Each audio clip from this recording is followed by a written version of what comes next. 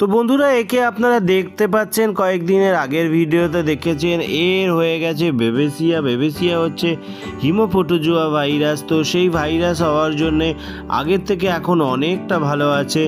আপনারাও কিন্তু এরকম ট্রিটমেন্ট দিন, ভালো হয়ে যাবে। হিমোফোটোজোয়া ভাইরাস এখন খুব প্রবলেম ক্রিয়েট করছে, প্রত্যেকটা ডগেরই মোটামুটি কম বেশি হচ্ছে। এর প্রায় 7 দিনের ট্রিটমেন্ট চলছে, এখন আগের থেকে ভালো আছে। এর ব্লাডটা কমে যাওয়ার জন্যে ওর উইকনেসটা বেশি হয়ে গেছে, আর 12 বছরের ওপরে বয়স, তো বুঝতেই পাচ্ছেন। যাই হোক, আশা করি ভালো হয়ে যাবে, আর কয়েকদিনের ট্রিটমেন্ট চলবে, তারপরে ও রিকভার করে যাবে। আর এগুলো খুব তাড়াতাড়ি রিকভার করে না, এগুলো রেগুলার বেসিকে মেডিসিন খেতে হয়, খেতে খেতে ভালো হয়।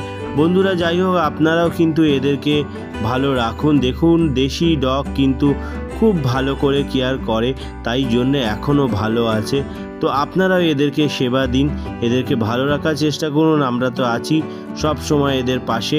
তো সেই জন্য বলবো বন্ধুরা, যদি ভালো লাগে এই চ্যানেলটাকে সাপোর্ট করুন, সাবস্ক্রাইব করে আশীর্বাদ করুন। ধন্যবাদ।